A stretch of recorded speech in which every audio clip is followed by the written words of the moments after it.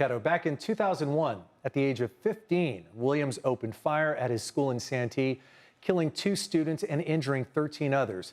Today, Williams got his first chance at parole, and late this afternoon, after hours of victims sharing their impact statements, his parole was denied. Tonight, I spoke with Williams' attorney, who was with him today, and a former student who spoke at the hearing. It was a pretty intense ordeal. I was grateful it was done virtually, though, so that we weren't all sitting together and facing Andy, in person. But Kristen Dare was a student at Santana High School when Andy Williams opened fire in March 2001. She was one of 22 victims who spoke virtually before the parole board, sharing how the shooting has traumatized them for life. It's emotionally draining. There was a lot of everyone bringing back, the feelings that really hit us when the time, of the event occurred, and then reliving it all. And I think reliving it so soon, I don't think a lot of us were expecting that to happen. Williams should have been 65 years old before being eligible for parole. The teen was sentenced to 50 years to life in prison for murdering 14-year-old Brian Zucker and 17-year-old Randy Gordon and injuring 13 others.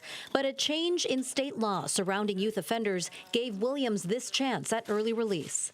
Camera was on for the entirety of the hearing, and we saw him get emotional throughout. But she doesn't feel Williams was sincere. It seemed like a lot of the victims had a similar opinion that he wasn't quite remorseful at the end of the day, and that they were really getting these apologies that maybe they felt were kind of boilerplated, just almost rehearsed, versus, having gone 20 some odd years and never having heard from him before. Williams' attorney, Laura Shepard, told me why Williams hasn't been able to apologize before now. A number of people expressed that either they just received an apology letter and they wonder why it wasn't sooner, or they still haven't received an apology letter.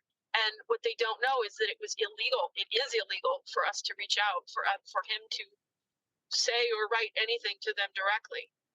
He sobbed his way through most of the victims' statements. Shepard believes Williams is remorseful and hopes that one day he will get a chance at freedom. Hopefully, what we accomplished today was the first step in restorative justice, right? Was for some of these folks to hear for the first time that he is sorry. And maybe they still can't believe it, but at least they heard it. And they've never had the chance to hear it before. He can't ever take back what he did, but he can show them he's sorry. The parole commissioners ultimately said they do still find that Andy Williams poses a risk to public safety, and they do not find him suitable for parole.